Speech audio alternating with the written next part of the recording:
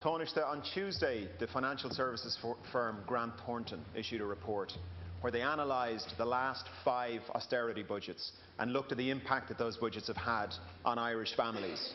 Amongst the findings, Tanaiste, are that Irish families are now paying on average double the amount of tax that they did in 2008, and that when government cuts are taken into account, like for example child benefit, that Irish families are down €6,000 on average in disposable income. Now that's before a full year of property tax, which is coming in next year, and it's before price inflation. So for example, the rise we've just been listening to on energy costs for the year of €500. So not only do Irish families have a lot less money because of the increased prices, that money isn't going as far.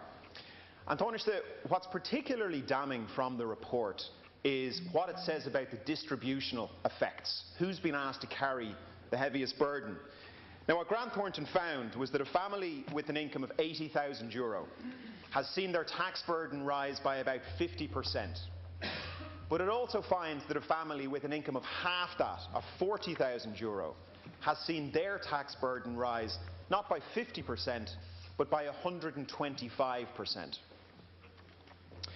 This, they say, was due largely to the changes to the universal social charge which came in 2011.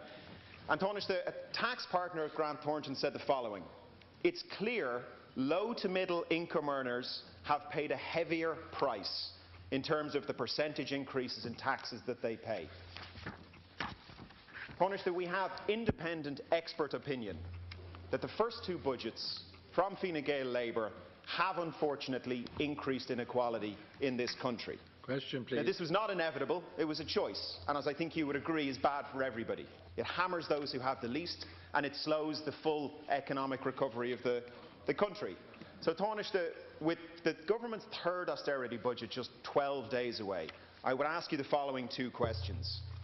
Will you, as Tanaiste, commit to the members of Dail that when the budget comes in, or at the very least before we are asked to vote on it, that you will give us an impact assessment of the proposals in terms of socio-economic indicators, who will be asked to carry the heaviest burden? And Tanaiste, if that analysis shows that the proposal being put to Dail asks those who have the least to bear the heaviest burden, will you withdraw the Labour Party's support for that budget? Thank you, Ken Corley. Thank you. I think most people in this country don't need a report from Grant Thornton or anybody else to tell them that we've had an economic crisis in this country. In 2008, this economy crashed effectively. The people that we inherited the government from put us, first of all, put the taxpayer on the hazard for the entire banking system when they introduced a blanket guarantee of the entire banking system. The consequence of that was that the country was made responsible, and taxpayers were made responsible for the debts of the bank. The property market, the property bubble that had been at the centre of the previous government's economic strategy burst.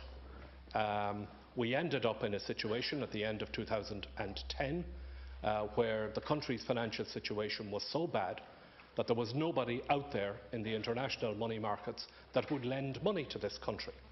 And I don't think we need a report from Grant Thornton or anybody else to tell us, and families in this country and households in this country doesn't need a report from anybody to tell them how difficult that has been for families in this country for the last 5 years. It has been difficult for them. People have lost jobs, people lost businesses, have seen their income shrunk, and in some cases have looked at a situation where they've seen their children having to emigrate.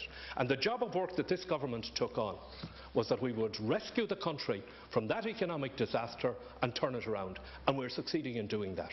The figures that are now available to us show that compared to what we had prior to the election of this government, when 250,000 jobs were lost in the previous 3 years, we're now creating 3,000 jobs per month. We have seen in the course of this week the number of people who are unemployed on the live register at its lowest rate since 2009. We are beginning to see retail activity improving. We are beginning to see recovery in this country. And what we have to do now is we have to stay that course to get the country to recover, to ensure that additional jobs are created, that we drive on with that recovery, that we have our public finances in order so that we don't find ourselves in the kind of situation that we were in at the end of 2010.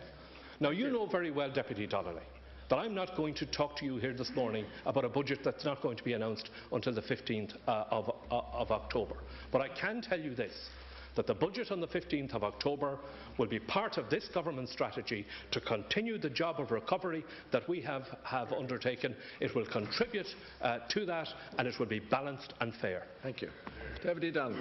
Thank you, Tanaiste. I was told to never expect an answer to any question I put in Leader's questions, so far so good. Tanaiste, you described to Deputy McGrath the budget as being fair. Last year's budget as being fair. We don't need a report. We don't need a report from Grant Thornton to tell us we've had an economic crisis. I'll make decisions on that. Thanks very much. Please proceed with your question.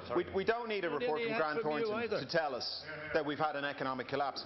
But the report from Grant Thornton directly contradicts what you said to Deputy McGrath about last year's budget being fair. It says very clearly that those who had the least, or who have the least, have been asked to contribute the most. Now, Tanaiste, the two questions I asked you were, will you provide to all the members of Dáil Éireann an analysis? When you bring the budget forward, will you provide us all with an analysis so we can think about how we're going to vote, which looks at the distributional effects of the proposed budget?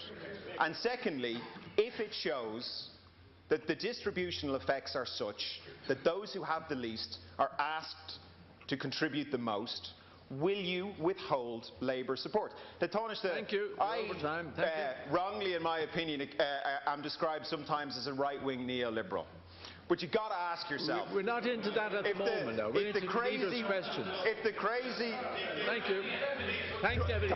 We're over time. Thank you. Tanaiste, if the crazy right-wing neoliberal is seeking assurances on equality from the leader of the Labour Party and is not getting them, something has gone wrong here. Thank you, Ken Corley.